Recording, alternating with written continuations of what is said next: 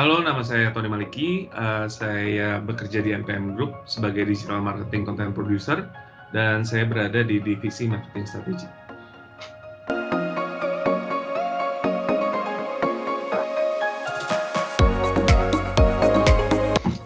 Secara garis besar, pekerjaan yang saya handle ini seputar content strategy yang bisa diimplementasikan di seluruh grup usaha NPM, dan juga membuat ide kreatif yang bisa lebih engage ke market.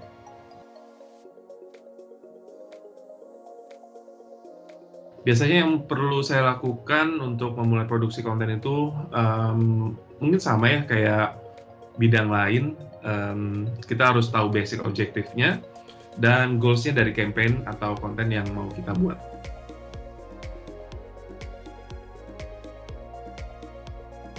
Sebenarnya konten itu dianggap bagus atau tidak kan relatif ya. Tapi menurut saya pribadi, sebuah konten bisa dianggap bagus apabila konten tersebut bermanfaat dan tidak menghabiskan banyak waktu untuk orang yang mengkonsumsinya.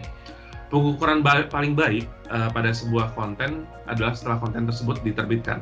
Jadi kita bisa mengetahui hasil bagus atau tidaknya dari komponen analisa konten. Gitu.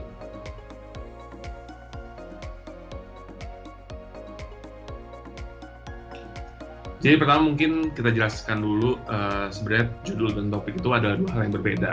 Jadi kalau topik itu bersifat umum, judul itu biasanya lebih spesifik. Misalnya begini, cara membuat konten yang baik, cara menentukan topik yang disukai pembaca. Nah itu topik. Tapi kalau misalnya judul, biasanya lebih ke seperti ini. 5 tips pembuatan konten agar followers kamu naik. Atau panduan awal membuat konten agar engagement rate kamu lebih tinggi. Nah, cara menentukan judul atau topik tentunya kembali lagi ke target market kita nih. Kita tentunya harus bisa mengikat atau lebih relate lah ya bahasa sekarangnya dengan pembaca. Tapi bisa juga kita membuat topik atau judul yang sedang hype di media nih. Jadi sifatnya lebih bisa, istilahnya tuh right on moment, tapi bisa tetap berhubungan dengan brand atau produk yang kita handle gitu sih.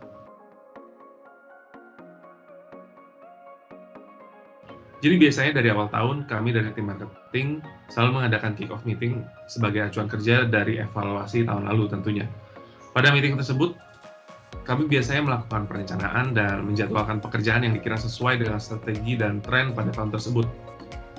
Istilahnya biar lebih tepat guna dan tepat sasaran. Perencanaan ini pun menjadi dasar awal seluruh tim agar bekerja lebih efektif dan produktif untuk seluruh rancangan strategi.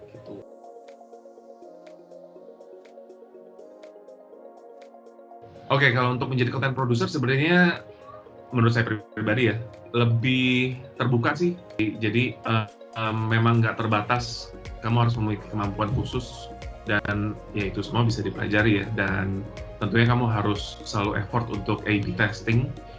Jadi memang di konten atau dunia konten itu kamu harus coba terus. Kamu harus tahu gimana behavior dari consumer konten kamu dan gimana konten kamu bisa selalu relate dengan target market kamu sih gitu.